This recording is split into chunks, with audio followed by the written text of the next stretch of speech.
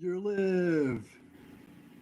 Yeah, okay, cool. Now I'm getting the feedback from YouTube Studio, which is like horrible. Anything Google does, Microsoft, Apple, it's all so shit. Like they pride themselves on their advertising when technology is so retarded that's not just unjust, it's insulting. Do you like my uh, third eye glasses? Oh, it doesn't look like it's connected, but everything is. What up, philosophy? Okay. Um, Thank you for being considerate of the construction noises. I need to take my glasses off too because I just don't wear them often. Unless I'm experimenting with not seeing and seeing you. Hi, my name is Elliot, and I'm trying this again. Uh, Thank you. If you can hear any construction noises that are coming through in my mic, but thankfully my voice is this time, uh, then thank you for your consideration. How I roll and a new tool for this new age of freedom as bestowed upon us by us, and so on, uh, is pick anything to be your staff. Pick anything to be your point of solidity. And it can be anything because everything stands still in a moment. Right? So maybe a bird in flight, maybe the sound of traffic, the sound of the sky. Ocean waves are easy. You're breathing progressively harder. But when you find that one thing and you trust in your presence within it, you can let go and become all the things that you were too worried to try.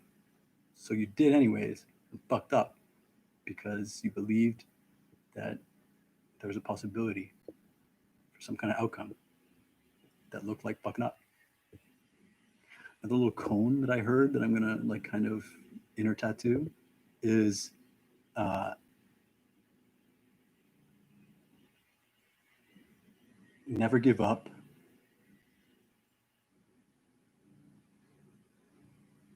Never give up. This isn't actually it. I'm making this one up. It's new.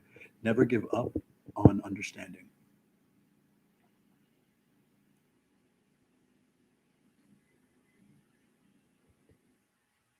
And then never ask to understand, but to follow through.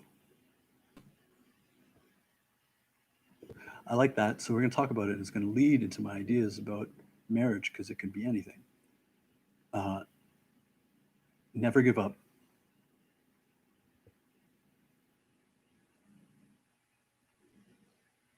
Never. It's cool because every word is important. We taught each other that. Never give up on always understanding.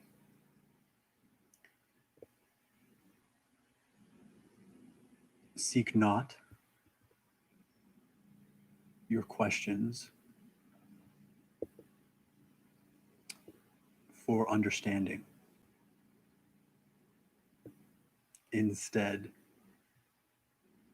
only seek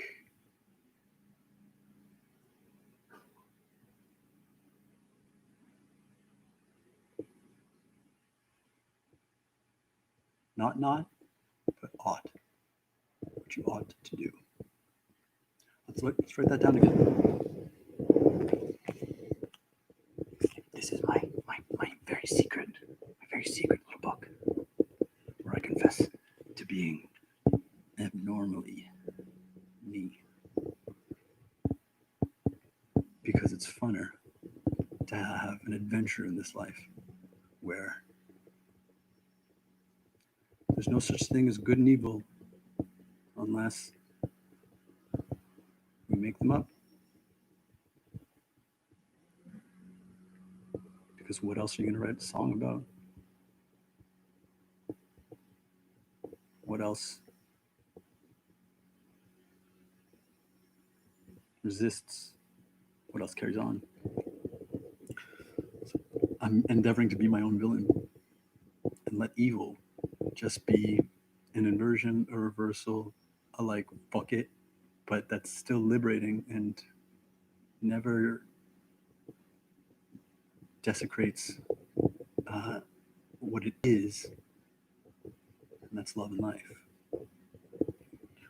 We have a culture of equating the bad, the evil, the dark, not only with each other when they have nothing to do with one another, but as this set of world frames in which we as humanity, as people, even if as people of global authority, can, will, and inevitably thus encounter insurmountable problems with which we just have to make do. That is a fucking lie. That's a fucking lie. Don't believe me. Just solve every fucking problem in your own life. It doesn't matter if you start with, because you're always where you finish. The hardest thing you can think of or the easiest. And then do me a favor, because I would love to help you. You find something where you would rather die than live with, so you risked your life and everything in it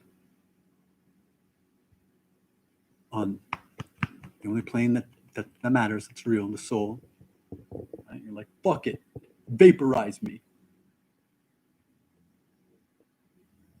Because you tried. If I can't have this, then fuck you. Everything. And everything's like, oh, you got it twisted. I love you.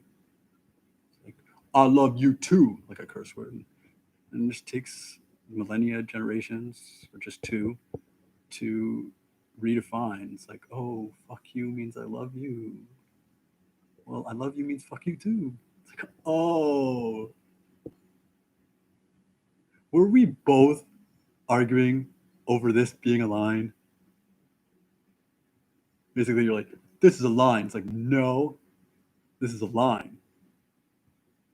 But one person writes left to right, and the other person writes right to left. Same line, looks a little different, but nothing to fight over. Hi, my name's Elliot, and I love digressing with you. So let's rejoin the spiral. We're just retrograding, still moving forward, but it looks like we're moving backwards, and all it is a re-encapsulation of an entire movement, while forgetting the endless nature that's not useful, and remembering the eternal nature that has always got you. I mean, if you're here and you believe in you, because everything else dies. There's a broken way of constructing everything in our world that hinges upon the false perception of numbers in our universal consciousness frame. Yeah, I went there. Not even earthly, certainly not individual, and it is a infestation of ignorance that has permeated galaxies,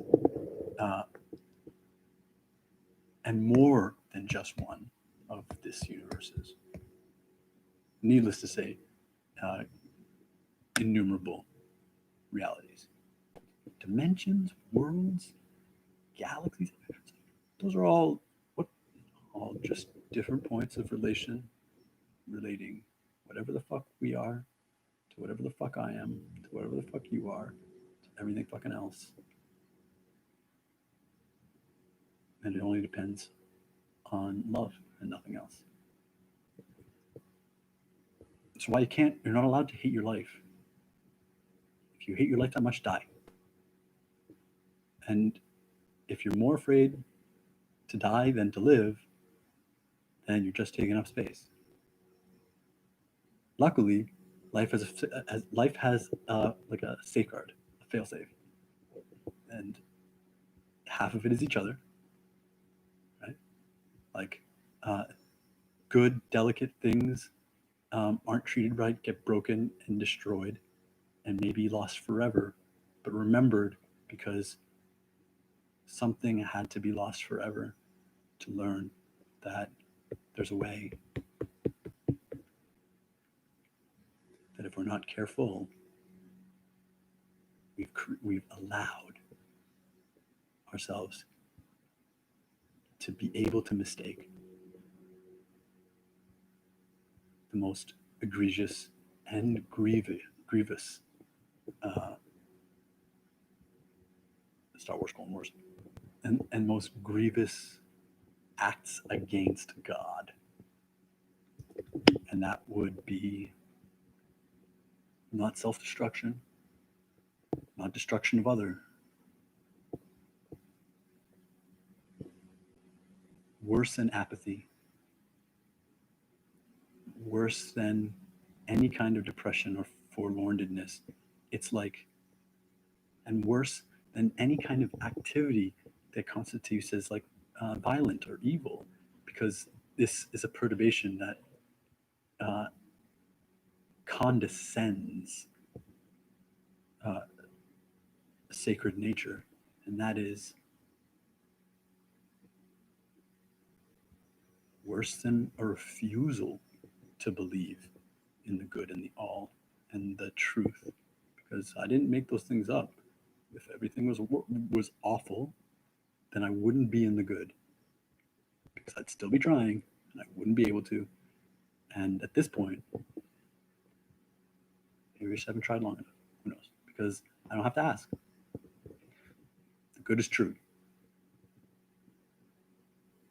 But falling out of love with everything, finding oneself where you don't want to die, you don't want to live, and you only care about this one little thing, and that's that you don't belong, because you imagined a life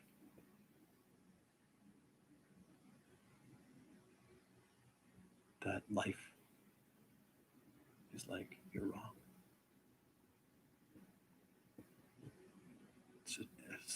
That makes God cry. Could you imagine a non-physical, all physical, omni-expressive beingness in torture?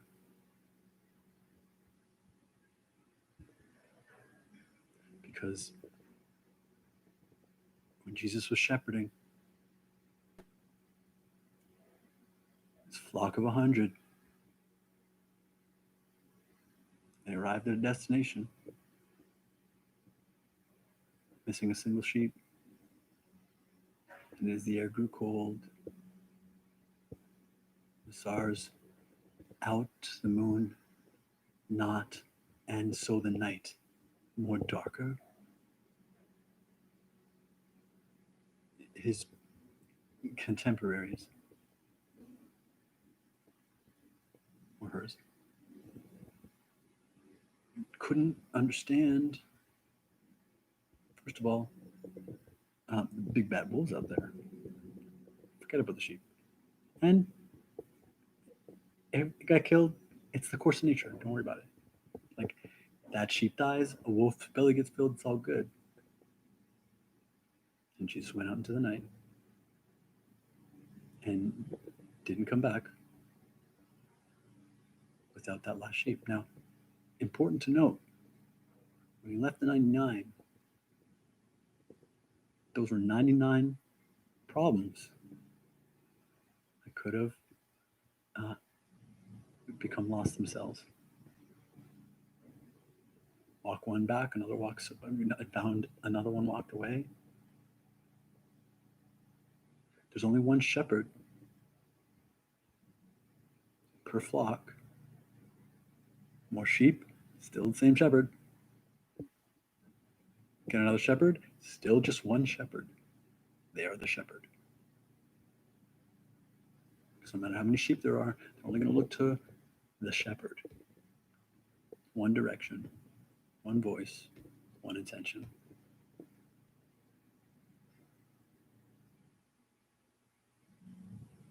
And the moral of that story is easy.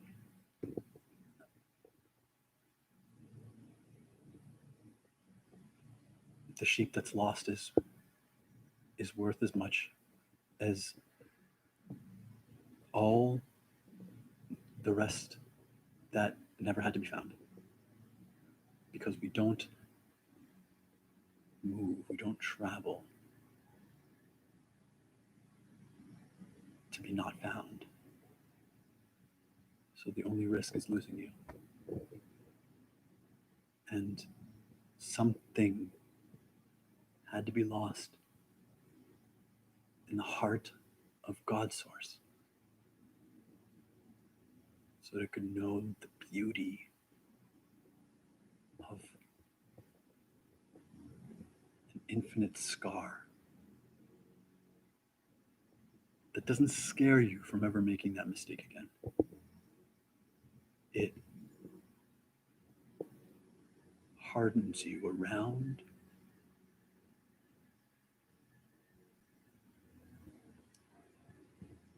what is everything that you would, what is everything that you will stake on, not right now, but the next moment that might have why you're there for the last time, because it needs life. So we heal, we teach, we incarnate, we do all this crazy stuff. And one of the things that comes out of that, I think, is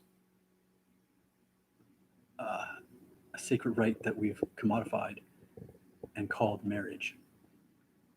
Before I digress on the point of the topic, I want to go back for like the umpteenth time because I did a whole share yesterday and it was so awesome, and I muted the whole fucking thing, and it was so pleasing to arrive an hour and a bit later being like singing, dancing, rocking it out, and also being really clear on some like new deep insights that I was like, all right,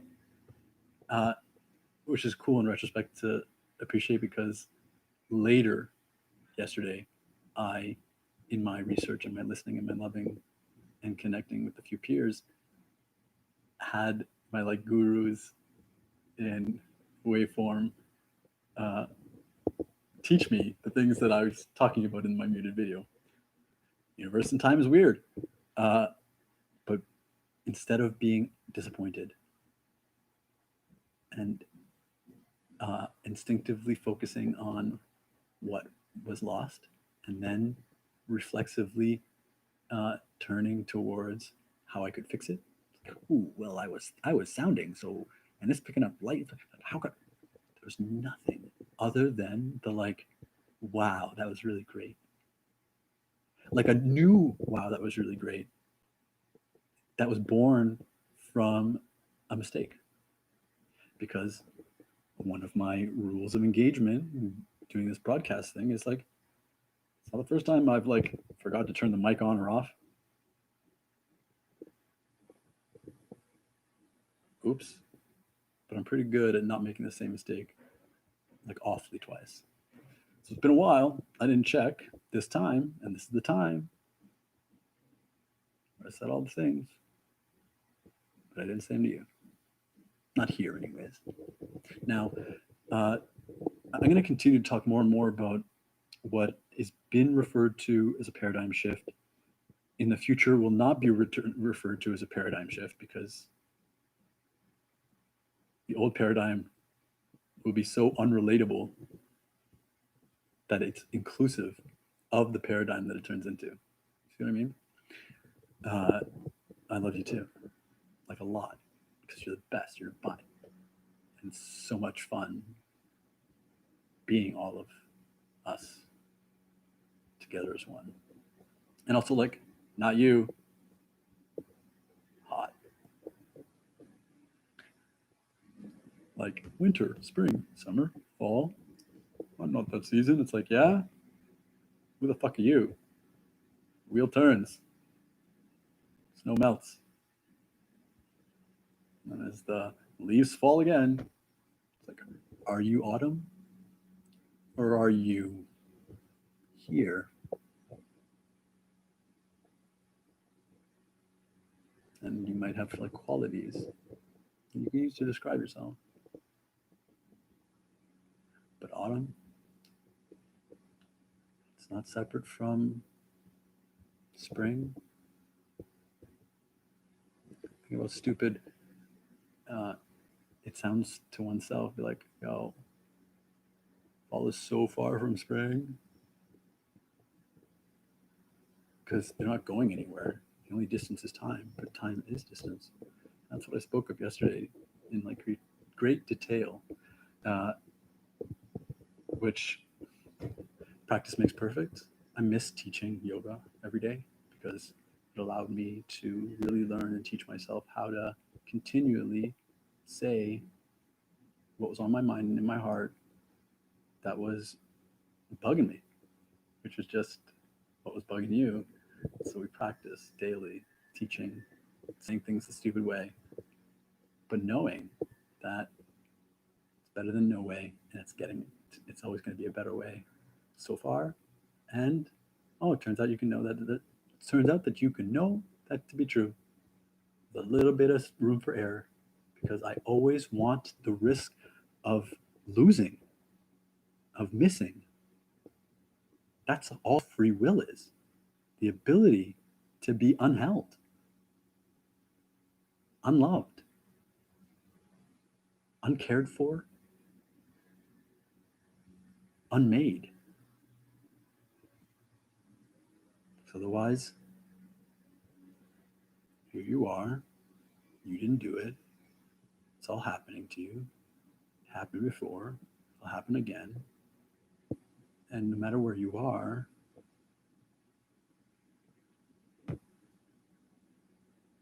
you're forced to be full of it. Grasping it all, because lose any of it and you lose who you think is you. Ignorance and voidal chains of cosmos that disrupt, interrupt, flux, party, like ley line, Birkeland streams of light, waveform, cosmic Wi-Fi, gateway, portal, data stream information. Like, I'm jumping around a little bit, but it's your fault. So if we think of the universe as being linear, and then think of I was a baby, I was a boy, I was a teenager, a young man, an old man. And at some point in the middle of there, I, very short period of time, called myself middle-aged because I didn't know what the fuck I was. Joke's on me. I'm none of those things. But the real, like, divine, like, fool, the divine, the real gestured divine, the real gestured divinity. It's cool too. In the fifth dimension, a word we call the encompassing dimensional nature of, wow, that's different. It's like a paradigm because it's so everything. It's so awesome. And I'm literally lost to words. I mean, I'd write you a song. I'd do poetry. I would paint a picture of not you, but something that was symbolic of the wonder and love that connecting with other 5D us's, just me and you, at least in terms. And then, you know how like when you're dating someone, and that's like that goes for best friends, you can start to sound like each other in ways that you're like, you like it? Because it's not like, oh, it's like you sound like so and so. It's like, no, you're hearing it yourself and you're like, yay. But crossing, like, we're not friends because what is that in eternity? It's like friends, not friends, friends, not friends, friends, not friends. But what about? It's like, yeah, exactly. Anyways, it's even cooler to hear your fifth dimensional lovers, because we're all lovers, in your own voice, and you're like, whoa, that's really him. Even though it sounds like her. And it doesn't call into question who I am. It puts into perspective who I were, to comprehend a non-linear truth about the movement of life, which is the movement of time, which we discussed is all distance. Time is substantive. Time is not this thing. It's not a thing that we invented. No, that's the easiest lie and the laziest. Because we're made up of space. We exist in space-time. And when you move time, everything moves. So what do you think everything is made of? This? Molecules, organisms, bacteria, teams of atoms, of quirks and quarks that have put themselves through, calling it a crucible, out of nothing, everything in time. I like jumping around with you like this. And this is what this channel will always be for me, because I am accepting all the Elliots that I never was, and letting go of all the bullshit that's ever been projected on me as a individual, because that's not a thing, but it's a word and it means something somewhere, which isn't a thing, but we call this planet, our language, our mannerisms, something. And all of it's just been impressed upon my like sequestered human experience because of the dazzling nature of interrupted flows of soul light information, so that you can literally be born without knowing, because the environment to create life was progressive. But if like the earth is 4 billion years old and it could start supporting life over the first couple 100 million, and then it progressed towards humanity, or at least look outside your door, these kind of trees instead of the older kind of trees, if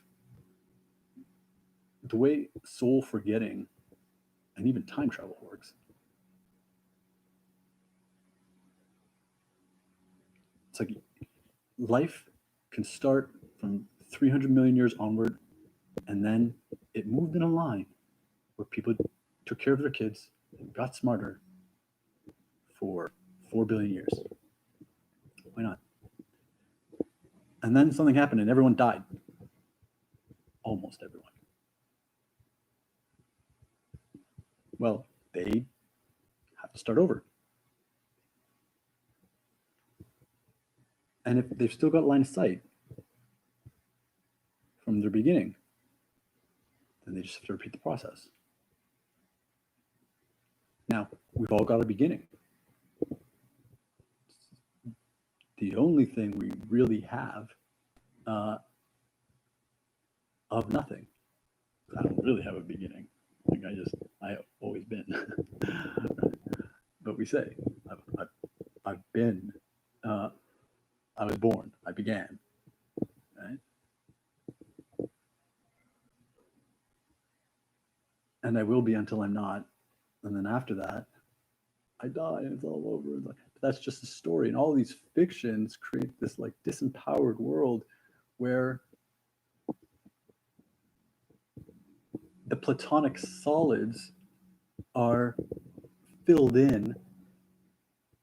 There's no such thing as a fucking square cube. A cube is just 4 tetrahedrons, right? Or 1, 2, 3, 4, yeah. It's like, why it's, well, let's do it together. Do what together? Let's draw a cube.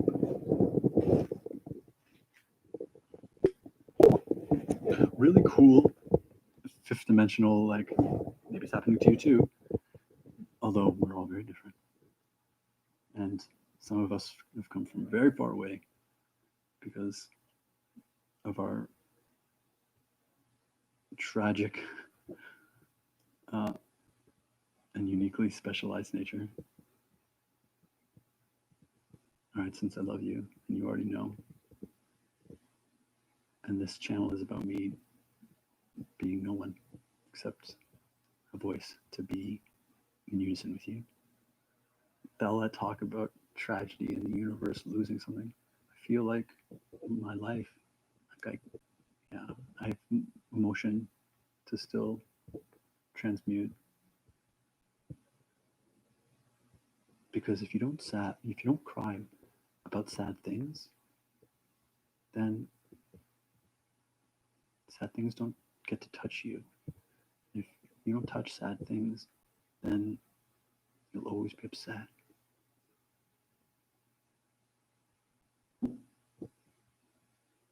Because you can't get sad. So anything that is gets angered, fought. But how do you beat up something that's sad that happened to you in a frame of reference,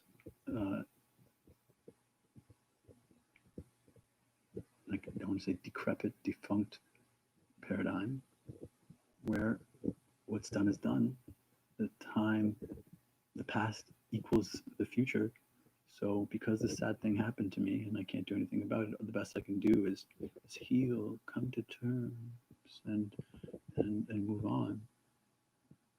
Then that sadness turns into eczema, shoulder pain,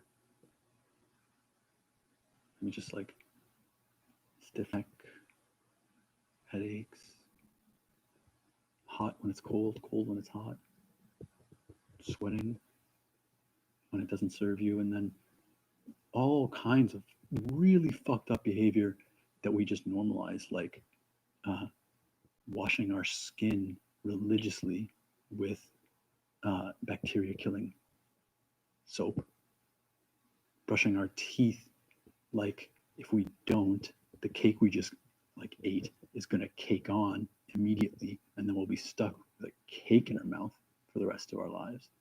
Oh, and if you don't, it'll just kill you. But the cake, the sugar, yeah, that'll kill you too. If it doesn't give you diabetes. What's diabetes? I don't know.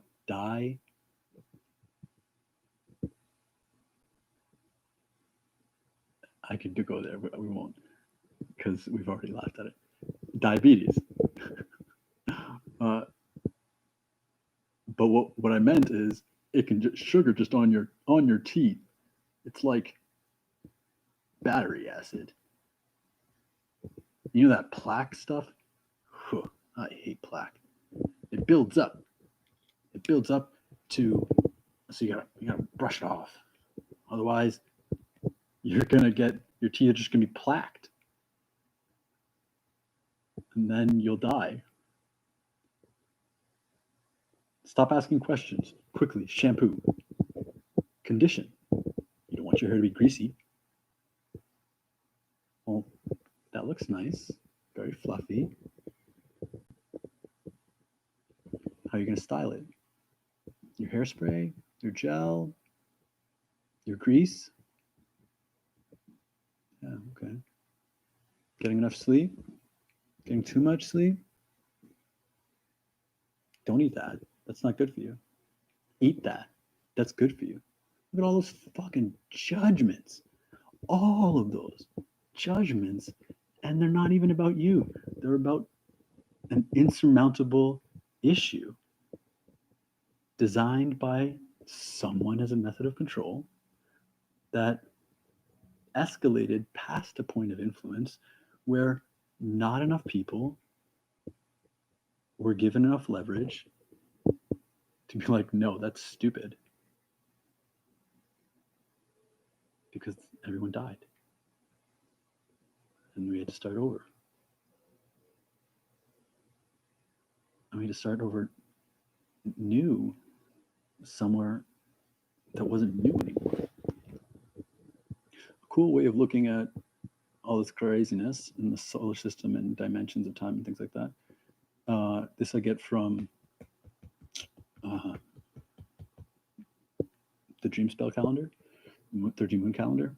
It's distinct from the Mayan calendar, but it's all lore, and we made it all. So use what's resonant to you, and fuck the rest.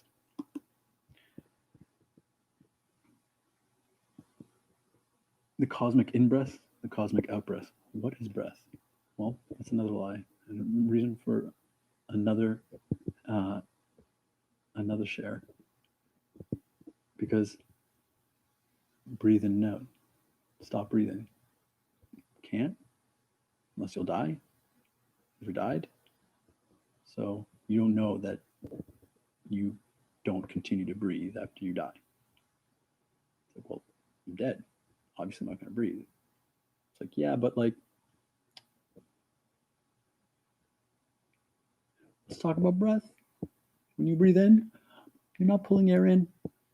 You're using your muscles to open a valve, and the pressure of the environment that is the air that's crushing you all the time is like opening, yay! And it fills your lungs as much as you called filled, which might be shallow.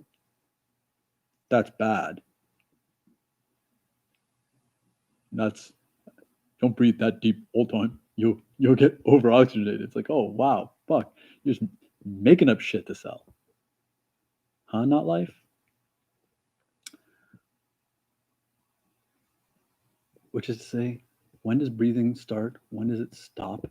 So if water turns to vapor, turns to ice, what does breath will be, and turn into because of its environmental state change is cross-dimensional? Right? So if everything's breathing, then everything is made of time and everything is made of breath. And breath is time. And you can use that to move time, which for you might be remote viewing, telekinesis, pyrokinesis, something else. Kinesiology, which is a joke, but it's also magic. Like I invented kinesiology to have that name so I could make that not joke right now. Boom, alchemy. I just like hanging out with you. It feels brand new. Even though cosmically it's like, ha ha ha. Ah, oh, ancient. Ha ha ha. Oh, only ever. Oh, ha ha ha. Ever not, then fuck you. Fuck you too. That's love. Um, went off on a few different tangents there. So I keep coming back to one.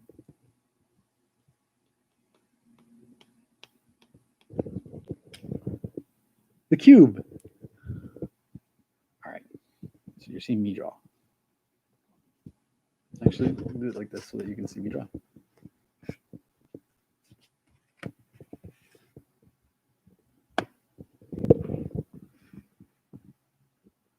Can you see?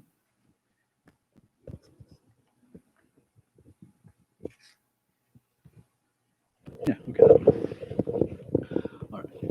So the platonic solids are the geometric shapes that constitute all matter in equilibrium. Quotations. Why in equilibrium? Why not 1, not 3, not 7? Why is it 5?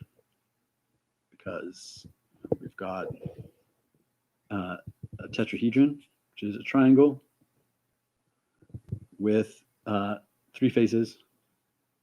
All the angles are equal. Like each face has the same area, each vertex the same angle. And then we've got the cube.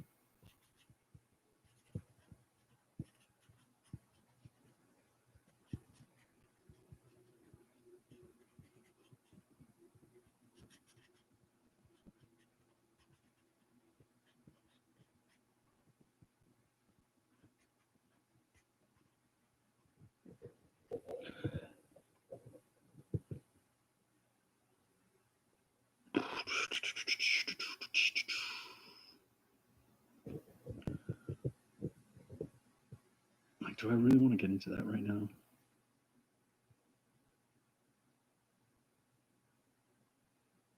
You know what? Yes, but just a little bit differently. And I'll use a different marker. Elliot, you tease me with this bullshit about marriage and a tarot card spread about my own.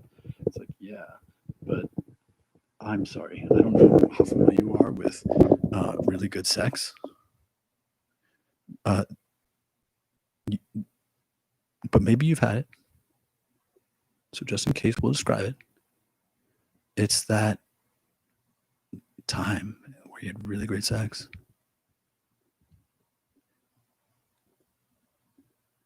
Now try and remember that time you had sex and a really great orgasm. But only one. You know that time. See how that doesn't really stand out? You almost can't find it. But that time where you had really good sex. The sex is everything up until you decide to stop. But we've got this positional, linear perspective on fucking everything. Literally also fucking everything. And yes, I mean literally as in literally, even though that might just sound linguistically like, oh, like it's not literal, not everything's literal. It's like, actually, everything's literal. Challenge me. I'm not going to win or beat you, but I promise that by the end, we'll have convinced one another that we agree. Not agreeing to disagree. That's also another lie. That's just saying, fuck you, I don't care, and then die. Or try and kill me, and I'll kill you, or I'll die. But we'll just agree to disagree. It's like, no, you're just being fucking lazy. You're giving up and not always understanding. You're seeking to understand instead of understanding that you can only seek through your lens of understanding. Right? You're like, you look around and you're like, what is that? What is this realm of possibility? Fourth dimensional point of like relating, 4D. A lot of my information I've been studying up with Elizabeth April. She's another leader in this burgeoning community of, I don't know, whatever gang stalkers are like the most afraid of. Yeah, that it's afraid of you because you're so badass. Elizabeth April, in case you're watching. And she's got some really great like layers of categorization that, more importantly, she really greatly teaches. And it's helpful. So the third dimensional is what moves. It's the body. It's the most dense. It's just standard. It's here, and it's only here. It never was. It never will be. But it can be said to exist in those states using this invention we call, out of the mental sphere, memory, which is another lie. But every lie ever told, God said it, and He said it for a reason. He said it so that she would listen. And she lied.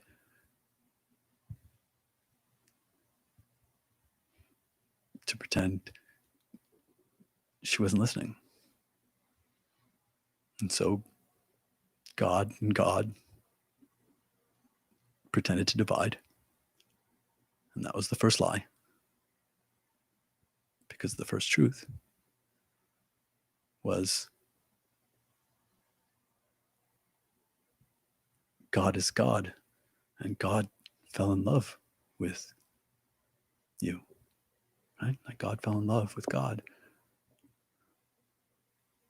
And before God fell in love with God, God loved itself. So if God loves itself and then God falls in love with God, then what is not itself that's falling, but where I want to be? What is this? I'm you, but you're not me. Well, I am. Well, let's call you you. And we'll make me a man and you a girl, except when you're a boy and I'm a woman. What are those things? I don't know. I like the color of your hair. I don't know what it is, but it's nothing like anything else. So I'm going to give it a word to describe it. And everything's made of time. Everything's made of breath. But everything is not made of cubes. Let me show you.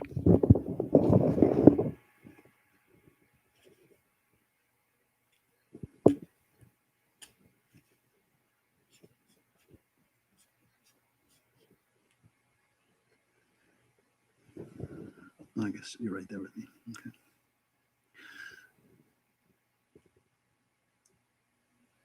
It's slightly three-dimensional. Haha.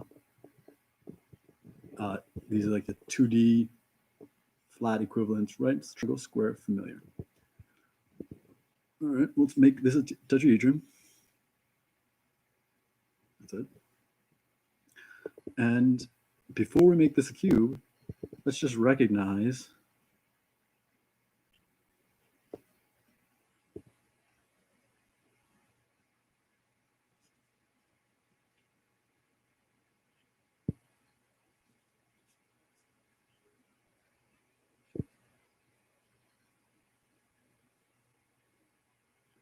that two triangles make a square, makes a cube. So do you think that the truth of the divine and great philosophers that are Plato and the lineage, the Socratic lineage. Don't worry, Aristotle. I, you're the end. Like, we've got a full star cast, but when we're done introducing them, before before the beginning of the movie, the last name credits won't be said again uh, until we're leaving. End screen rolling with Socrates. It's like, yeah, not the oldest, not the youngest, the most badass. I don't know what I'm talking about. I'm just making you laugh. I live for it as the most noble thing one can choose. So, all cubes are just stacks of tetrahedron, and I'll spoiler alert. All the rest of the Platonic solids are just different combinations of tetrahedron, except for the sphere. Does the sphere have the same amount of, like, an equal amount of vertices as and sides? Can you like fit them together infinitely? Well, actually, no. Right? Like, you can use a tetrahedron and fill a space infinitely if you can change the size of the tetrahedron. But if you take a sphere, you can't fill a space. You can't fill any amount of space infinitely. You can only fill a sphere-shaped space. Anything with an angle, anything with a face, anything with a vertex, is something that a sphere is not. So there will always be room left in space if everything is spherical. So we like spheres; they're cool, but they point to the lie that we live in, called solidity and sublime, as opposed to divinity, right? Because Platonic solids, Pythagorean theorem. It's like, when these individuals were venerated, they venerated each other as geniuses that are very spiritually, really everyday. It's like nothing was mundane then, because profane just meant 3D. And contemplation was 4, and 5 was this thing that we only get like whispers of through time because of the nature of all space, all times, all happening, all the place simultaneously.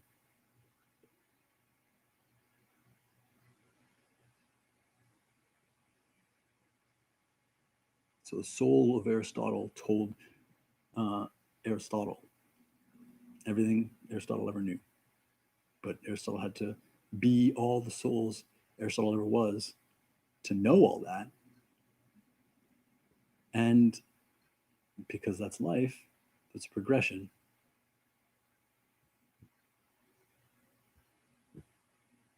But if you're forced to become an adult before you're a child because there aren't enough children,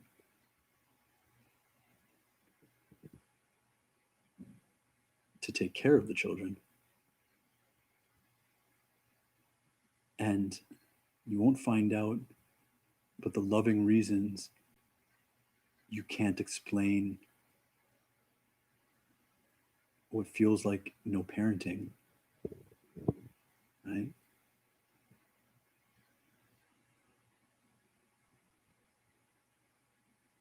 Because you're a child that had to grow up too fast, which every child that grows up too fast is one confronted with its own parenting. And so all the lessons, all the blessings, all the gifts that see you through the infinite as a child, like being born without a choice, and despite that illusion of a lack of free will, like, I don't know, I was born here and choose here and not there, you are so loved by all the other humans that you never question it. So you grow into a loving human. You do what loving humans do.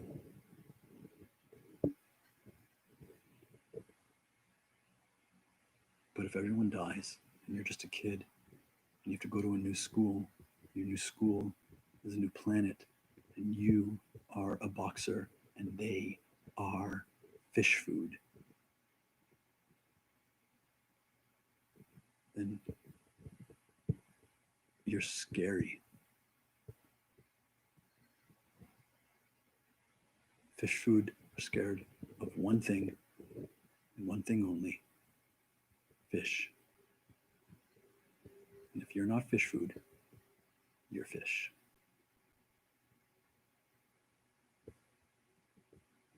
With nobody boxing.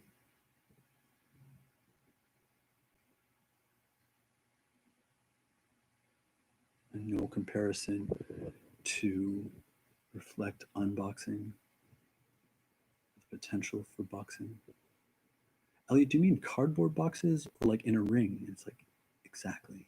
What do? You raise yourself thinking that you are fish food, except nobody wants to eat you.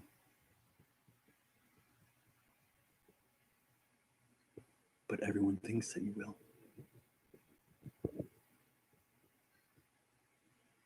You're shitty, shitty, shitty fish food.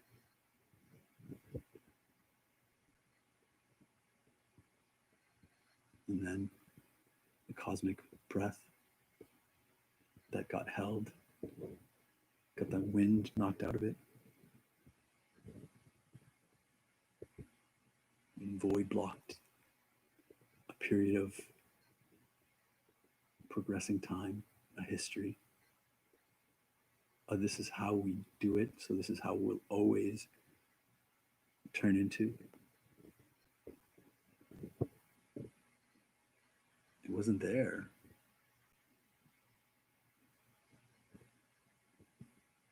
So we don't find out until we die. Holy shit. What the fuck is this?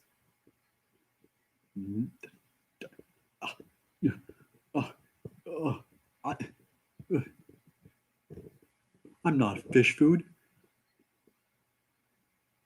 I'm a boxer. Because I'm not a boxer.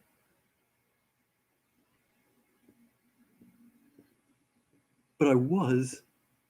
But I was. And I'll always be what I can only be. Don't try and listen to understand the linear manner with which I use my words. Instead, go along with the story. And anything that it makes you think, don't get distracted, because you're not distracted. You're listening to your soul in the form of me. I'm just you. And the best parts. Not because I'm awesome, although that's true, but because you're awesome. And we can all only ever be each other. And we only have to choose from the best parts of ourselves. Because everything else is fish food.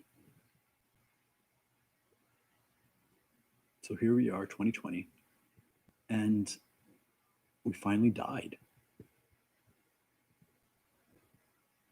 Now, time is a thing. It's substantial. which is to say a substantive, which is to say it has substance, which is to say where there is no time, there is no matter, because matter lives in space and time. So nothing matters when there's no time.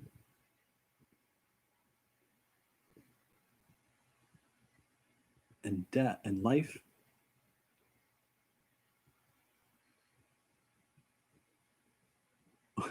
only maybe happens in matter, but that's a good, I don't know. Either way, there were questions unanswered, and turns out you can die while you're still here, because my name is Elliot, but it's a lot of names and no names, and I've been everyone, same as you. We're all at just different points in space and time, all possessed of different densities, so that we all arrive at this, maybe we'll fuck it and not, but the whole universe is conspiring to create a game out of inevitability so that we can thrill, which is just a disposition of a chosen possession, which is an enraptured love that's a description of somehow passionate and yet unbothered, never fluffed, never agitated,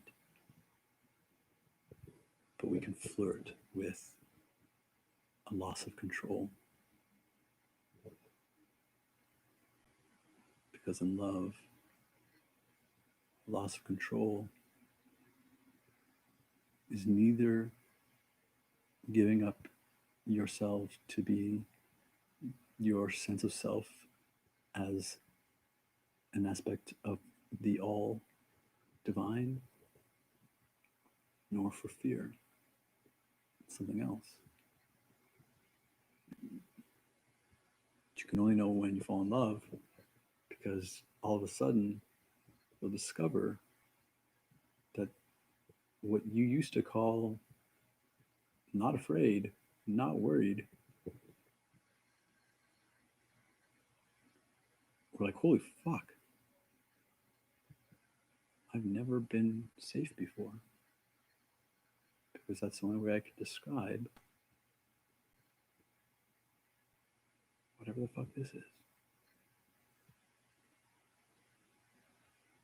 Anyways, I'm thinking there's going to be a part 3 where I'll do the tarot spread, because this was just for us. Wink, wink, nudge, nudge. That's going to be it again. Want to see some cool, like, I've never been very art practiced, but I've always been very artsy. My name is Elliot, and I'm a work of art. But especially, it's like, I love art, but I'm not good at drawing. I'm good at drawing abstractedly. Same thing with singing. It's like I've had formal training in the form of, I was in my elementary school choir for like a year or two. I was in my grade 8, my grade 7 and 8, my grade 6 and 7. Musical. It was the 6th and 7, because in the 6th we did Joseph in the Technicolor Dreamcoat, and I got Reuben, the eldest brother, which was a small part that had a solo song, one of the few entire songs that are just sung by one person, and it was Reuben, not Joseph, not Mary. There's always a Mary. Whenever there's Joseph, Mary floating around somewhere. And it had this, these Canaan days, those Canaan days we used to know, where we go, where I go. I'd love to hear that song again. Anyways, I was little boy, and I had this really high-pitched voice that was not unnormal for a child. And it was hard for me to sing in a way that I felt approved by my music teacher, which just looked like, I don't care, I'm not practicing, little hellion of a rebel, because really I'm just ashamed at not being able to do what I want to do.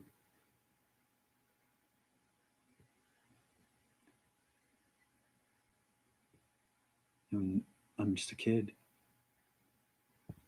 Boxing inability with I can't, because I haven't learned yet that all can't boxes exist in, if you want, box 2. And all the fish food are like, I don't know, he said he can't, so he can't. Yeah, that must be true. Oh, you can't. Just do it. You can do it. Pressure, pressure, pressure. Empathy. Oh, I'm feeling all of this judgment and disappointment and inability to be good enough and to satisfy, and oh, it's all my fault. But on the other side, third dimensional frame consciousness is definitely like sending those intentions my child way. However, all that disappointment and that's all just their life, and they're broadcasting them all the time, because that's what I would do if I was fish food. But the box is like, oh, it's going to take me 30 years. Well,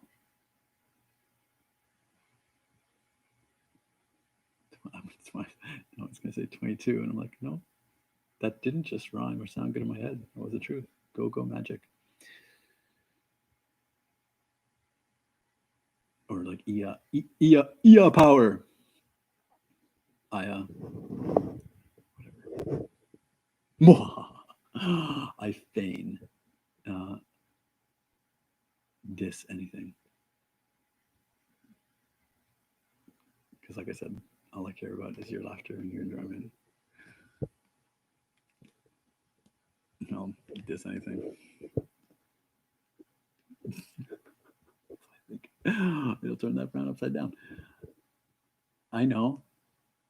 I don't think we'll ever frown again, except when we're like, what's wrong? What was I saying?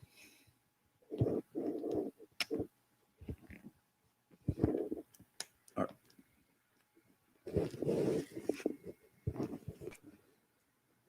Everything is time. Everything is breath. Well, then everything is everything. Yes, which means there are principles that you can learn as an aspect of everything at every point of your own recognition, installation of remaining, which is to say that principles of poetry, principles of poo, principles of the stars, and the principles of only you can be universally applied if you try and are willing to forget knowing, I don't knowing, and that nothing else matters except I love you. But I started like noticing that like I was developing this spatial awareness that was transcending not just like my point of relation to dimensions, but where I could create them in space and time. What's that mean? I don't know. What does it mean to you? In a similar manner, I have no end in mind around what is surrounding the corner that I just made. However, I'm also not mindlessly scribbling. Time is everything moved, which is to say, if you can let go of work enough to play, then you will find that you are as much an instrument to a musician as you are a musician to the life that you are playing as an instrument.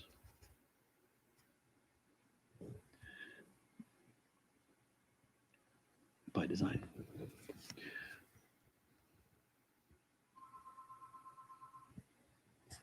So the same building blocks of building anything, the building blocks build you.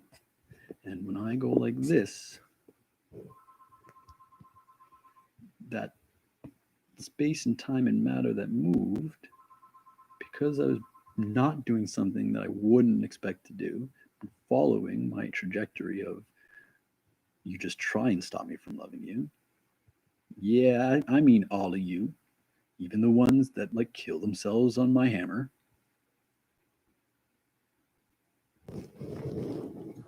The future is going to be filled with construction.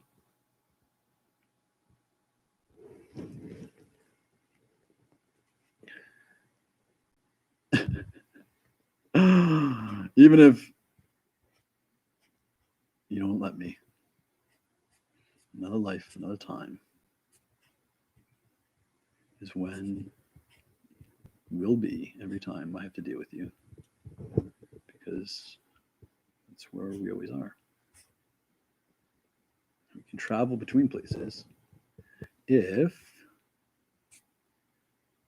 we know what they look like. Everything is dime, everything is breath, everything looks like you. Except God, which is to say, the God that created God. Because before it could ask, wait, is that me?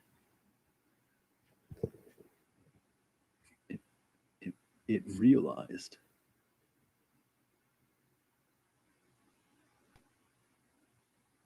and invented poetry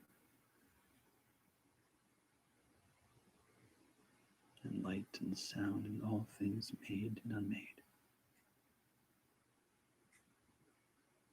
to finally express what it imagined in the first place.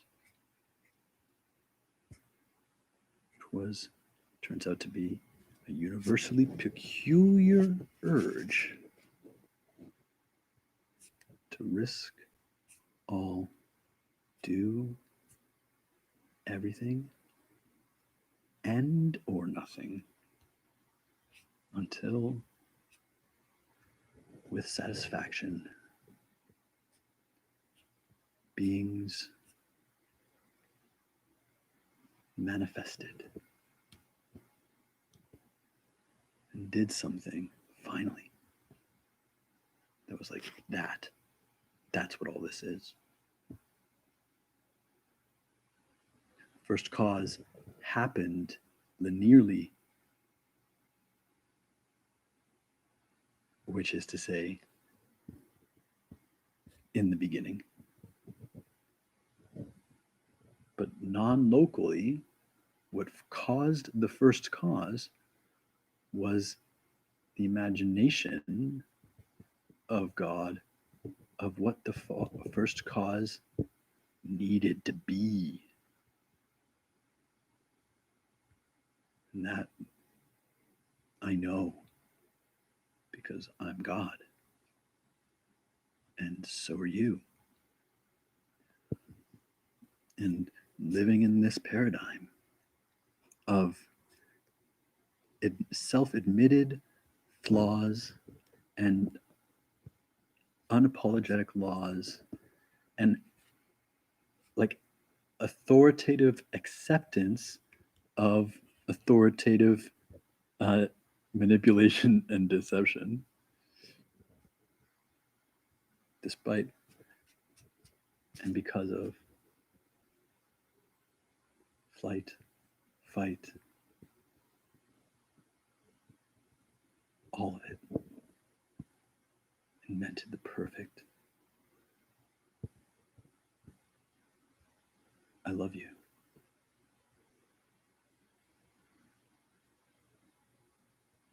That comes out not as a question, as a comment, as a recognition, as a perfume, as a telling,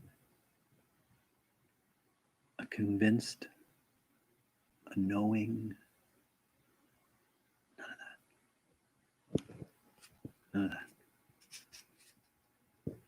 That somewhere over the rainbow, way out there.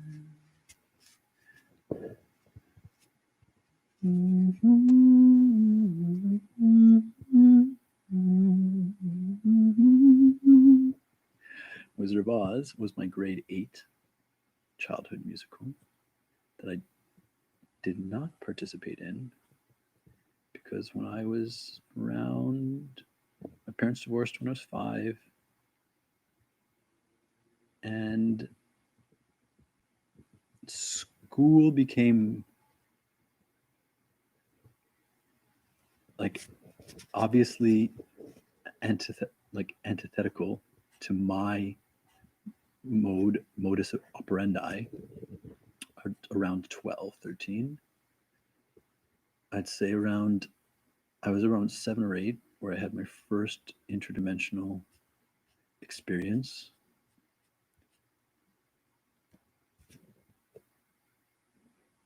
That high minutes I never really told anyone because it didn't worry me.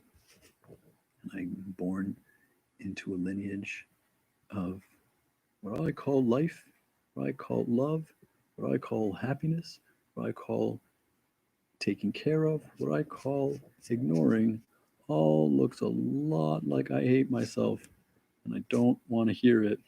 So let's gossip and never say anything to anyone, but call it talking. That's who I was born to. And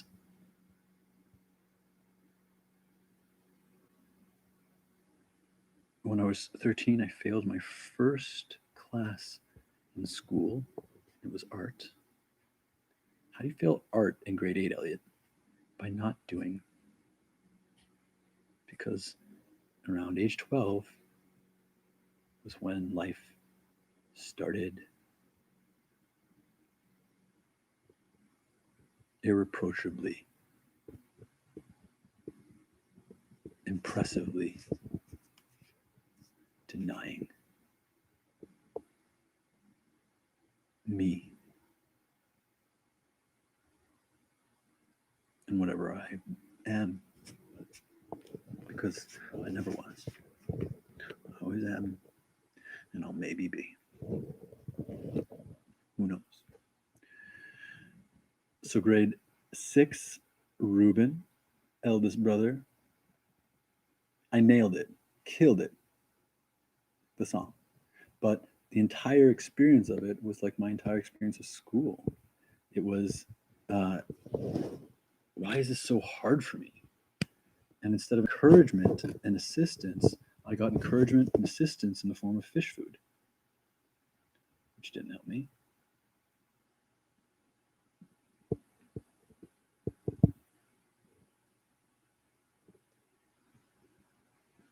And so the bitter taste in the mouth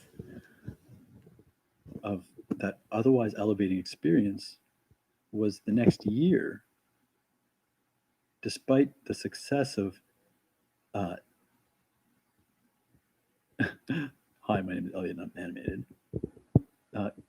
singing a song completely by myself and killing it, but being like a non-denominational mixed race to every fucking race kid in like super diversified Toronto, the most diverse city in the world, hands down, right now. And a boy born in the 80s to the 90s and the millennium, from the 70s and the 60s, and everything that got burned down from the 1950s to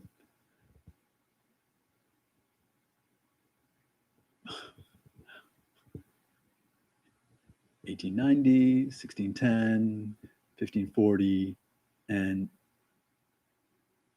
notably 300 and 62,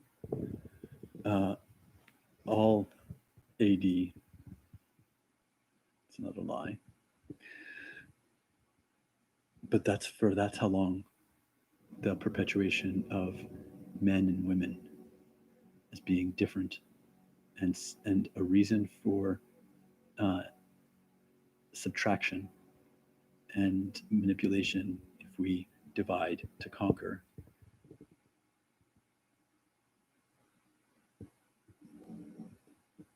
Because okay, we'll come back to the drawing in case you're enjoying it. Can you even see it? There it is. You can't even see it. Thank you for telling me. Well, that's less fun. Where can you see it? Over my dead body.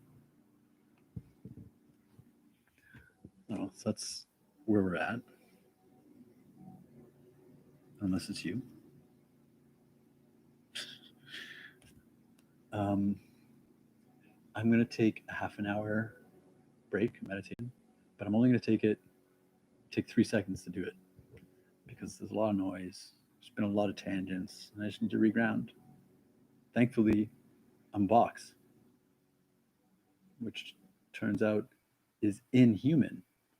So if you're inhuman too, then you could be fish food, which isn't a box, but our highest potential lies in being human. So whatever I can do, you can do too. Everything has a beginning. It might not be the same beginning, but everything that started there, and everything that ends up here. And they can happen all at different times. That's the spice.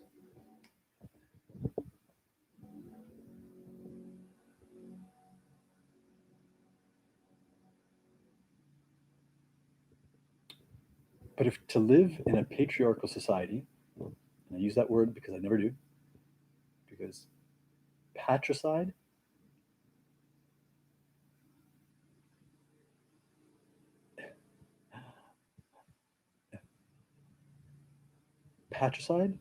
is actually fratricide. Pa is not father. We live in a patriarchal society because we live in a patriotic society. We live in a patriarchal society because we live in a parented society, which is to say, there's no such thing as parents. Society will parent you, which is erroneous, disastrous, selfish, stupid, and elevates the old with the ability to discern resource management, venerates the youth to stimulate only resource uh, limitation and filled the middle age with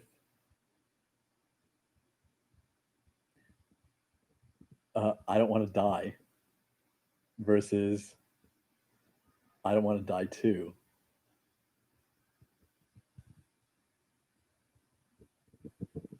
All while refraining uh, the truth to all our lives, which is like, you are born again tomorrow, then you are can only be improved version of what died, no longer exists, which is what happened to you yesterday, because you're not there anymore. You're here until eventually all of you dies. And, well, describing what that might experience might be like is another needless reason to hang out and discuss, not to find out. Right? We don't question to understand. What we understand, use that to go through to the other side, which is just like, it feels good to me. It's fun. When we discover something new together, I've been known to get lost in the technology. And one of my soul's real learnings has been about, didn't know that you were good at that the whole time because you were too focused on what you thought people needed of you, which you're also awesome for. So confused all that awesomeness for your awesomeness.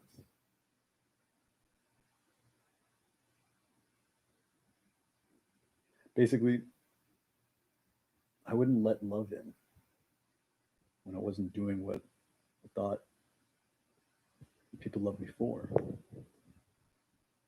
And I don't do things, anything, so that people would love me as much as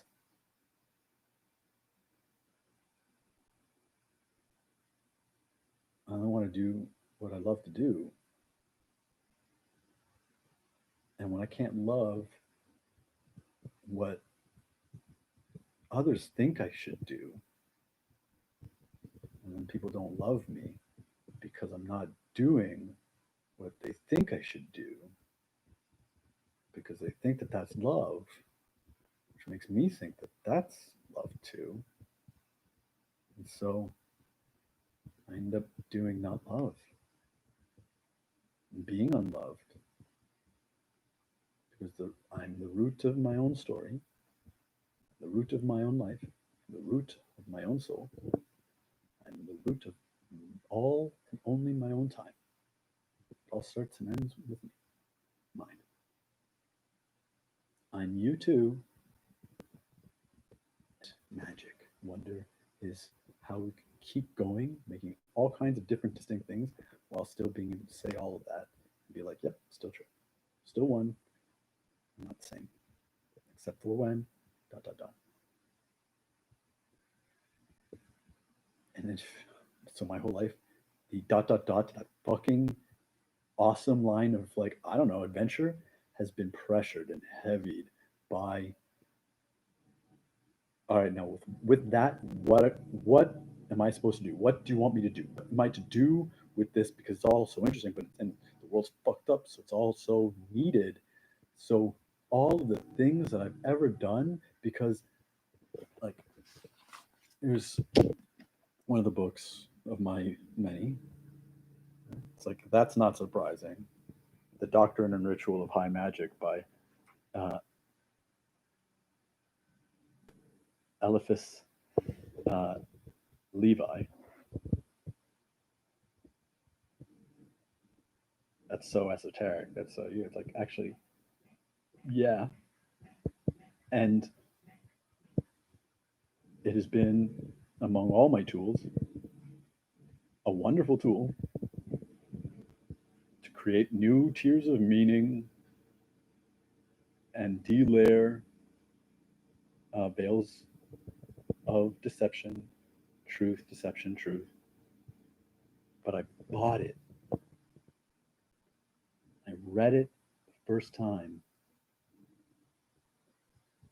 not because I needed to know the how, what of it. Not even because not even though that was the truth for my soul. I bought it and I read it because I thought it was cool. And when I read something I didn't understand, I wasn't finding myself in the open astral field of, whoop, we've got a vulnerable soul questioning his reality. Get him, get some. See how much reality you can steal from that fish food. Because that's not me.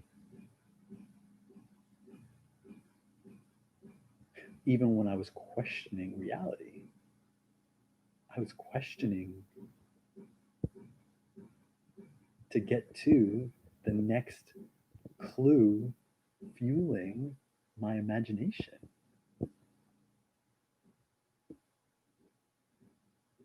Because in a fucked up world with so much suffering, and yet an undeniable uh, an undeniable reason can be found in love, always there and never needing proof. So in my youth, being what's the word, altruistic and filled past overflowing until I'm in the quicksand of my own sense of ability, responsibility, and lack of my, the truth of my own choosing, with all kinds of mirrors that reflected, you only love me if and when, because that's what I was projecting. So if you take anything from this moment, the next time a stranger says good morning, and not the mindless way, where like you might accidentally make eye contact and be like, polite smile, right? You know, we all know the polite smile. It's the tight-lipped. I'm smiling, but I don't want to smile too big because then you'll be afraid of me. Fish food don't smile, only boxes. Where else does the box open? Where else do you put things in, take things out, or willing to seal?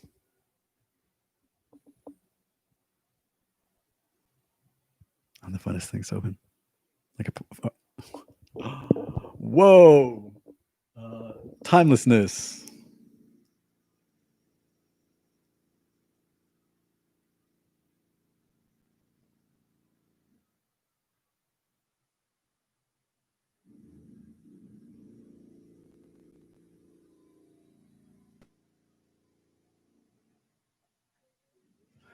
I didn't take that 3 seconds before, so this time I needed like 3 plus 10. 3 threes to get to a point of the 3. And in every moment of time, if you freeze it, It is separate but linearly aligned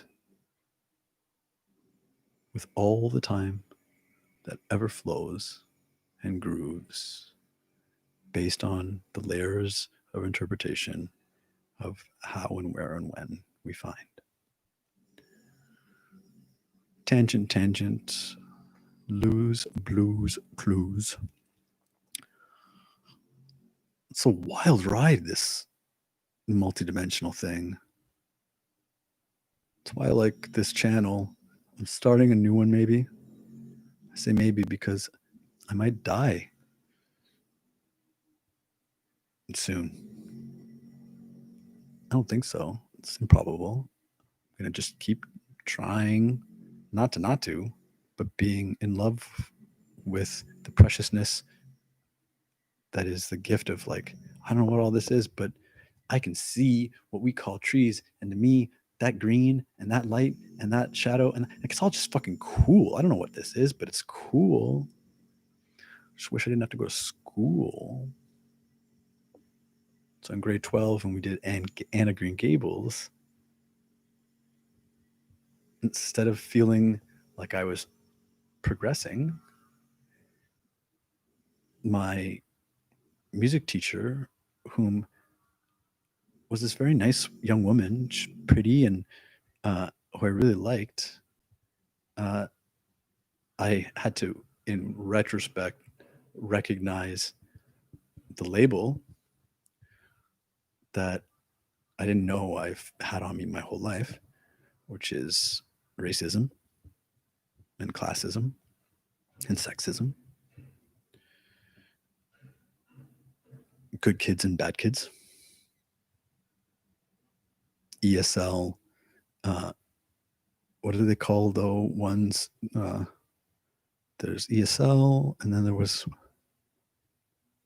I can't remember, they gave it some fucking symbolic misnomer for being you're a slower kid, right? We had the ESL class for the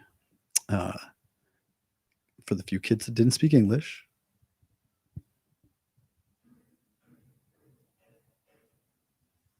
We had the extra studies learning class, which had a much more derogatory name.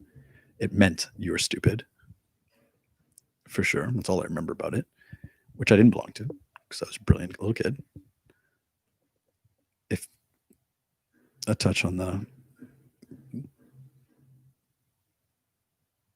lonely, emotionally ignored, and irascibly confident, unless I wanted to do something I really wanted to do, which was mostly nothing.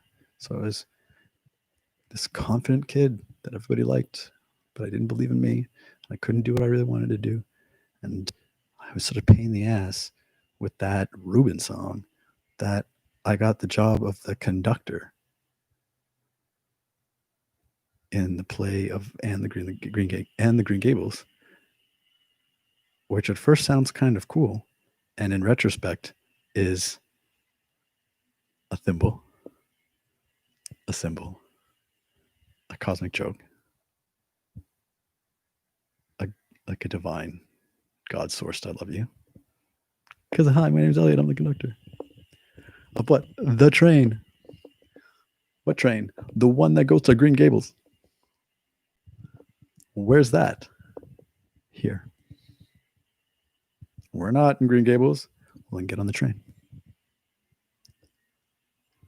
Where's that going? Green Gables. Where's that? Where we're going. Any more questions? Hi, my name is Elliot. I'm the conductor. But at 12,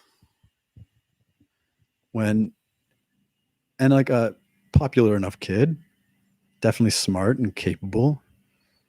I was good at everything I tried. Most kids are and were. I excelled, but not especially, because I never looked at myself that way. I was always good at everything and never the best, because I could always focus and find someone that was doing what I was trying to do better than me, because we had no parents to be like, you know how that they're doing that best and yours is only this good? Yeah. It's like, there is no this, there is no that. He, she can never do this not so good quite as well as you. And if they tried, you'd be the best, and theirs would be not so good. So don't worry about your spelling bees, your projects, and your art class. You didn't get a 9 out of 10, which means you're excellent, or an 8 out of 10, which means you're very good. You didn't get a 10 out of 10 because you're perfect. And that doesn't come from, you're never not full, my love. And I'll always be here and there, wherever you need me. Always trying to listen. And if I can't, we only did that because it's for the best and most love for us both.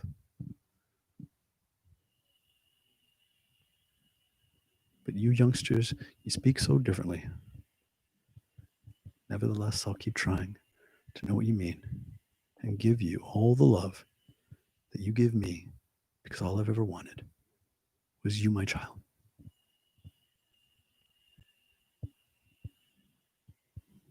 And when you were born,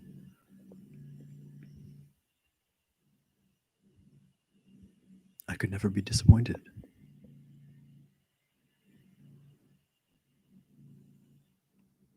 Because time flows one way, it's made of everything, everything makes it.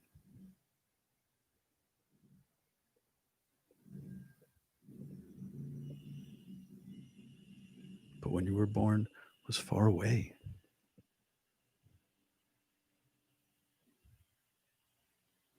And it's far away because the, the whole universe was created to hold our birth and fill it with life that makes it seem like before you and after you. We're not as good and only made better. Because you're the dream of God.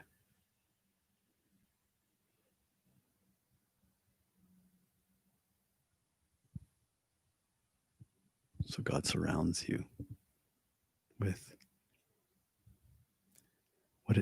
what God tries and makes appear to look more wonderful, more wow, more amazing,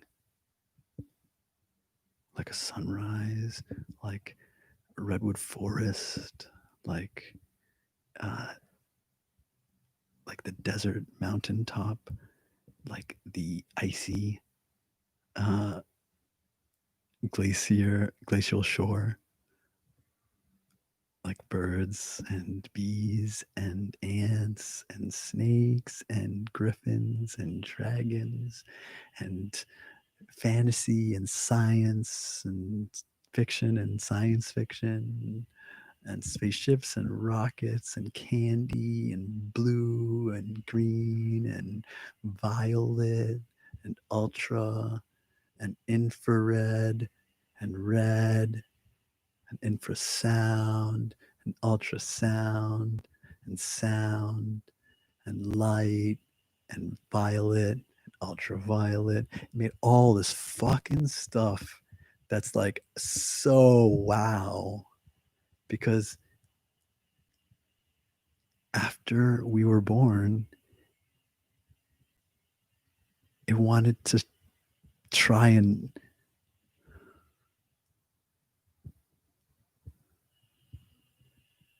impress us. with what we are.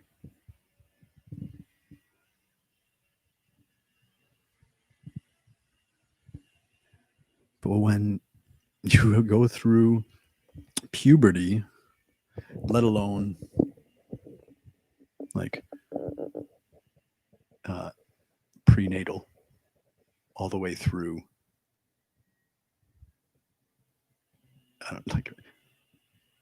like the fusing of your sacrum, which happens at between 26 on the early side with women and 33, 32. Eventually, everyone, men's fuse takes a little longer to fuse. You'd think that it wouldn't because their sacrum's more narrow, but the inlets of the sacral vertebrae are tighter. So a feminine hip sacrum has nothing to do with the hips and the childbearing, but they both fuse, and having more space between the vertebra of the wider feminine frame creates the same amount of fusing of the sacrum, but vertebra is fusing into vertebra for longer with the men.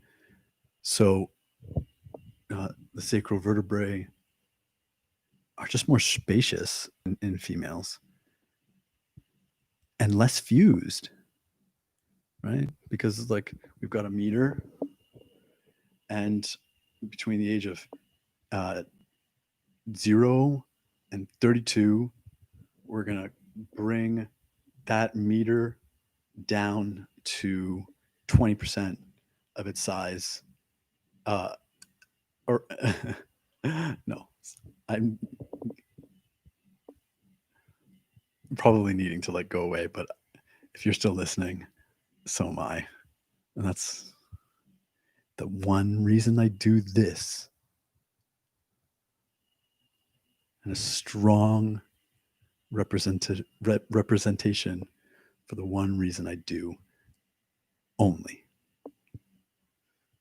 It's not what I only do, but when that comes down to it, strong representation.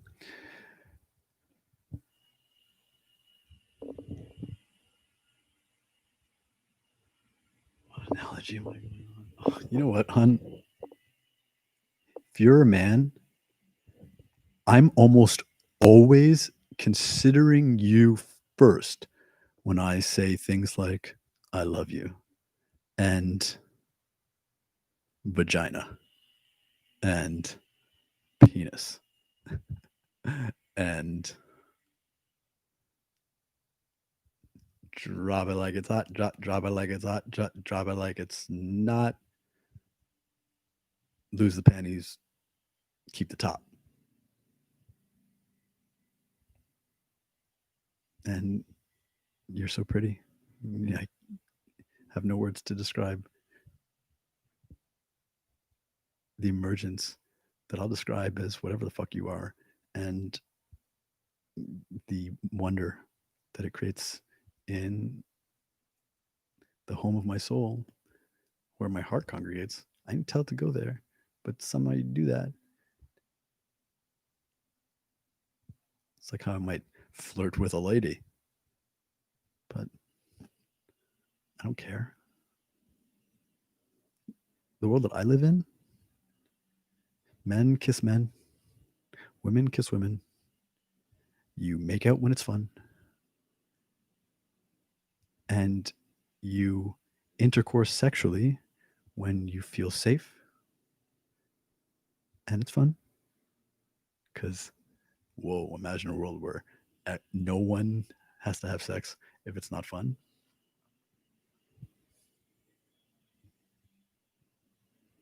You have to first imagine a world that has sex in it, which is fun, and that doesn't exist yet. Even though we've had sex and we're awesome at it. We were still bogged down the linear,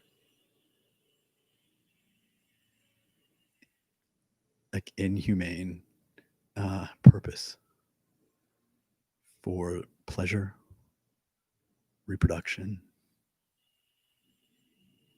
life. Right? Like I'm just riffing. We're taught survival of the fittest as religious doctrine in the form of scientific dogma, in the form of religious doctrine, esoterically.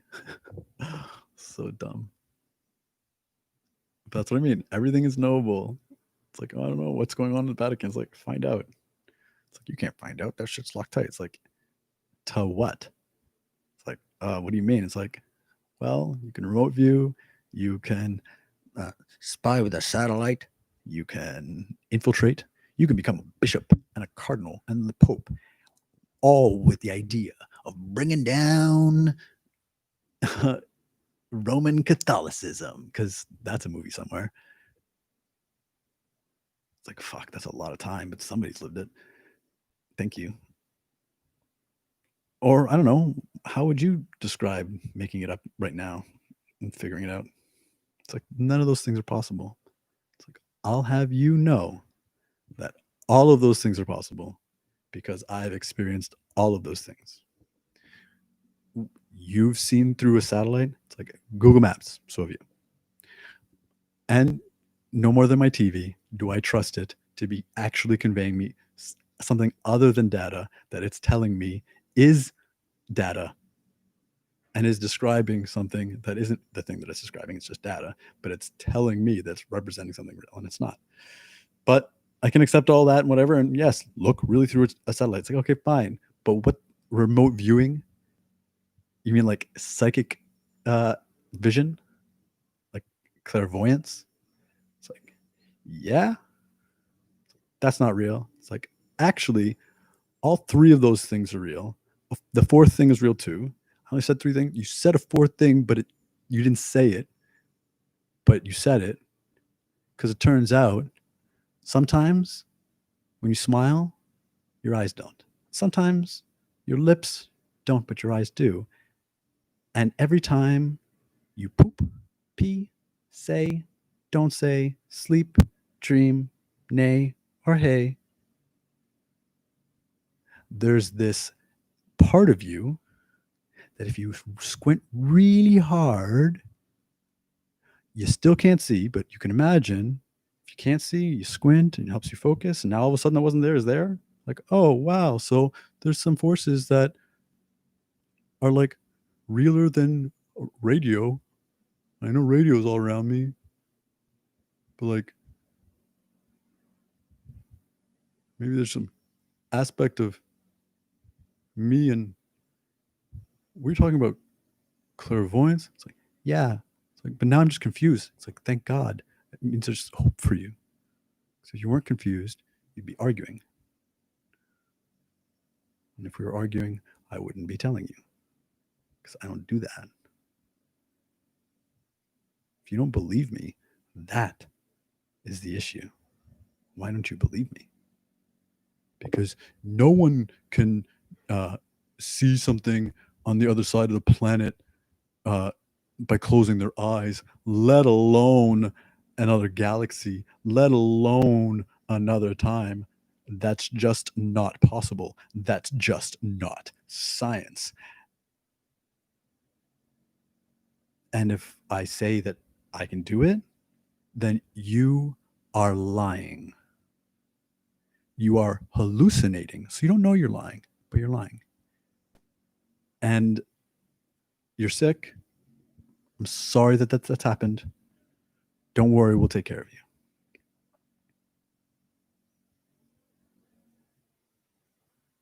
So if we describe what remote viewing is, yes. And I say that I can do it, yeah. And I prove it to you, prove it.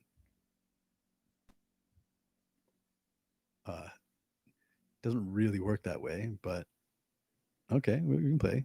What do you mean it doesn't work that way? It's like, well, it's not that I can't do it when you say, it's just our souls are intentional, and I'm not going to remote view something to prove something to you because I got nothing to prove. So you know what I'm going to remote view? What? Nothing. Proof.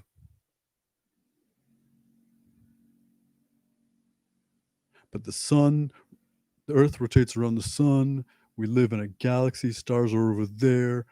The moon is called the moon.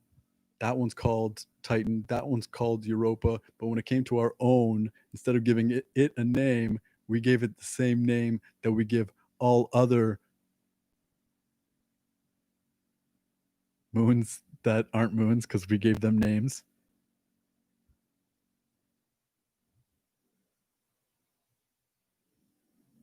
I'm confused. Exactly.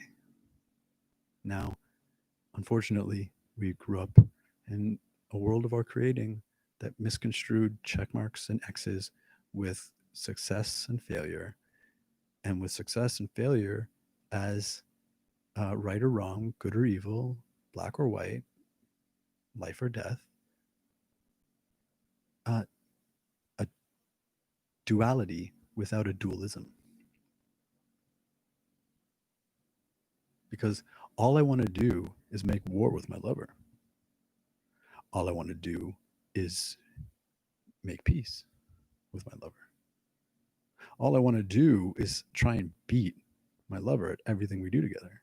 And all I want to do is lose to everything we uh, play together.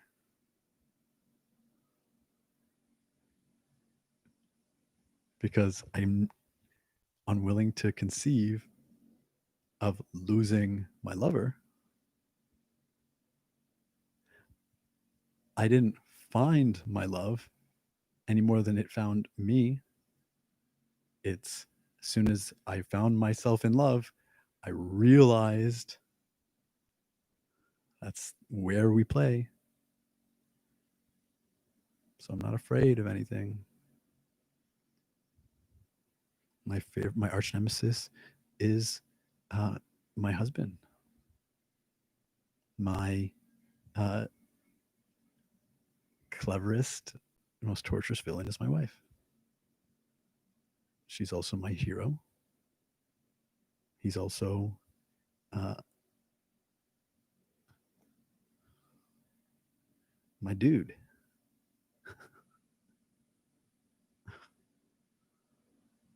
Because nowhere is it written anywhere that says life is not a game, that life and death isn't fun,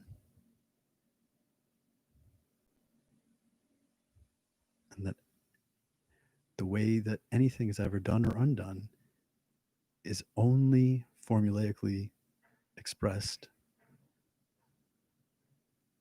by necessity, and necessity chooses only dynamic equilibrium. Otherwise, it couldn't exist. So everything is always win-win. Uh, Zero sum is another lie in the form of like market forces and fake math. Right? Zero sum just means win lose. In a situation, someone's got to win, something's got to lose.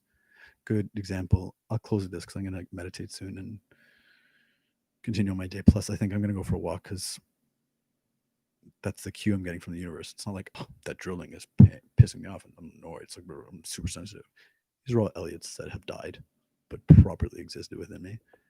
And instead of being like, what does it mean if my environment feels all of a sudden uncomfortable?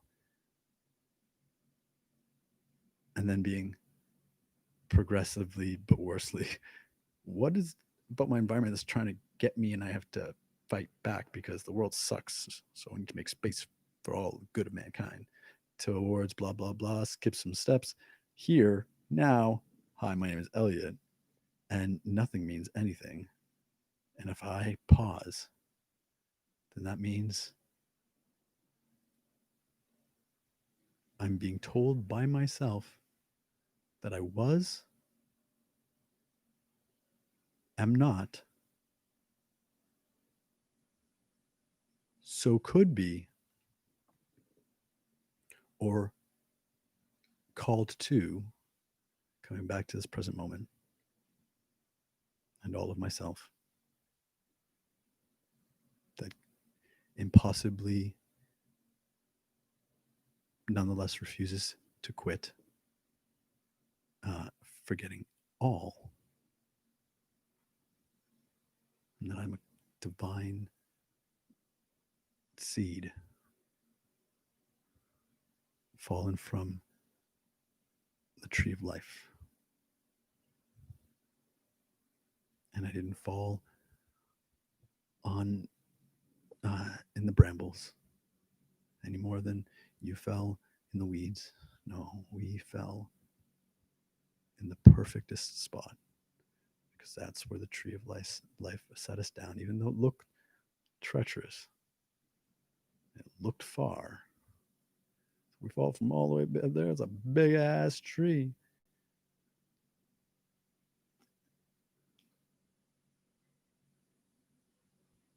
Big until we grow into it's like, oh, that's what we are. And yet we're still the same. Like I remember being a seed. So if I remember being a seed, there was no interruption. I'm still a seed, and yet I'm still a tree. What am I? And letting go of needing to find those answers for solace, needing to teach that, needing to create it in irrefutable institutions so that my lineage of great, great, great, great, great, great, great somethings that I'll never know, but endlessly care about because it's easy for me to imagine loving my friends so much that everyone becomes a child, mine,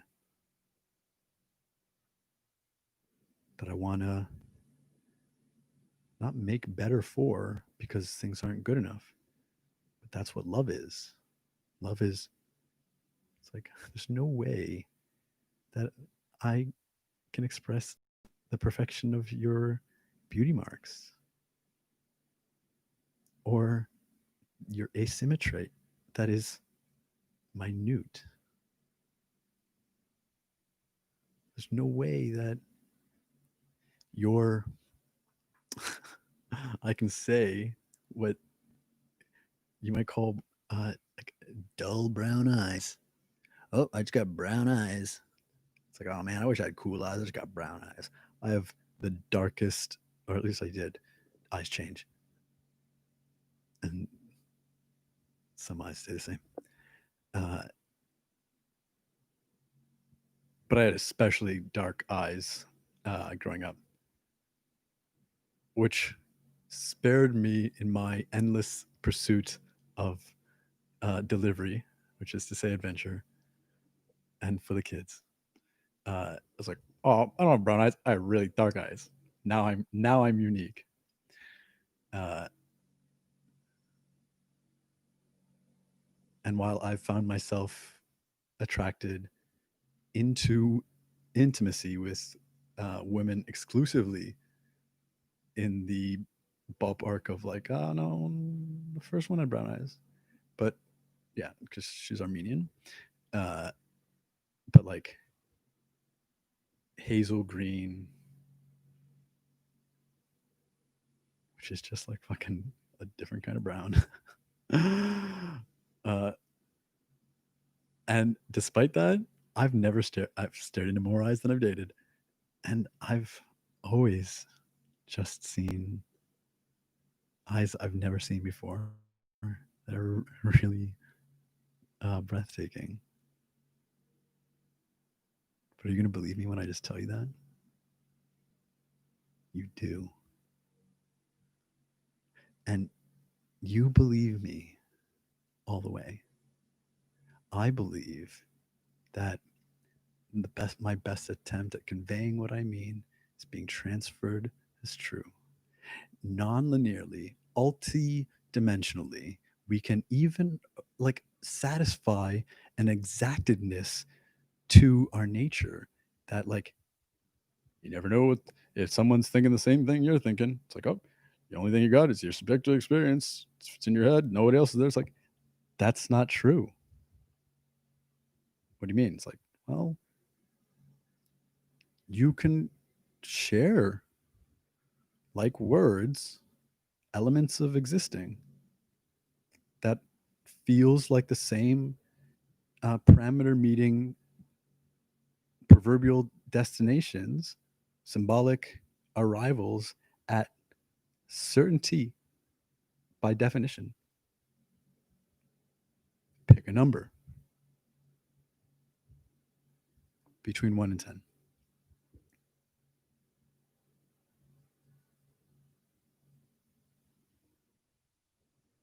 I'm getting 6, 7, 2, 4, 2.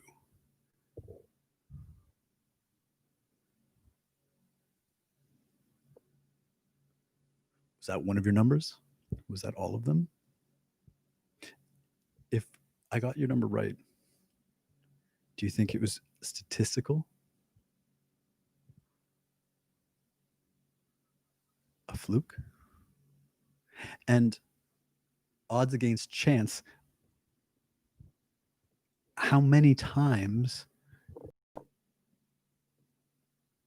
does experience have to defy our own reason for believing for us to come to terms with accepting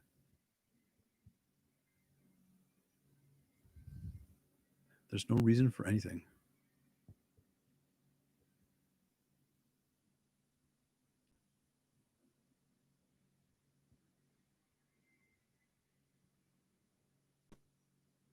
And that the opposite of that is aimless and purposelessness.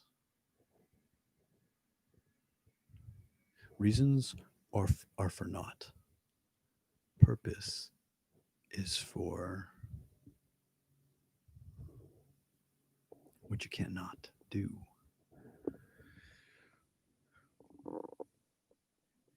And love is worth making an ass of yourself.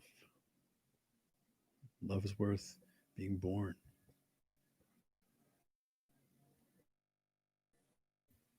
Doing wrong in such a way that you can never make it right again. Love is the eternal experience of that.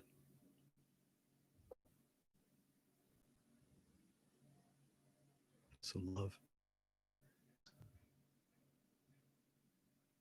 never wrong, always right. And the last thing left.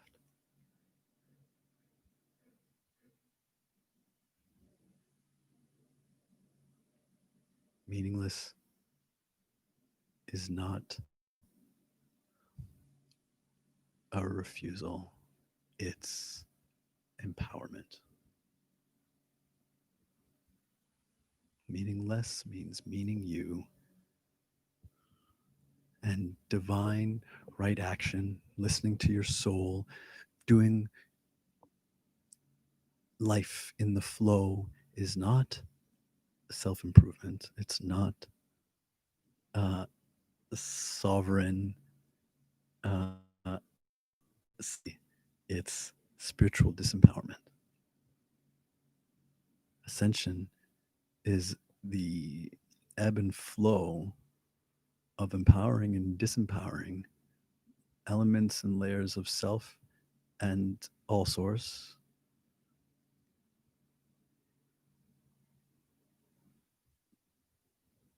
Because God can make the drilling stop way better than I could. Because God knows everything. So God could make me make the drilling stop. But God's like, Nothing can make me do what I don't want to do or what I want to do. I decide. So, Elliot, I'm going to make you do this. And I'm like, I don't know what you just said, and I can't talk. I only know that I. Do you think it has something to do with the fact that I'm you? God's like clever little fucker.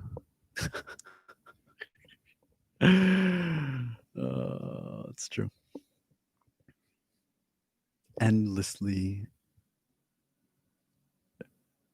not inspired, but more like conspired by what love turns out to be the most timefulness and spacious. So it by choice seems. What was I saying? Oh yeah, God. My wizardly, all powerful demigod. Hi, name is. Behold, telekinesis, fire, which is pyrokinesis. So not, but could pyrokinesis, telekinesis, clairvoyance, clairvoyance is clairsentience, clairsentience is clairaudience, clairaudience is audience, audience is viewers, viewers is seen, seen is not looking is being, and not being is not possible. So what are we fucking worried about?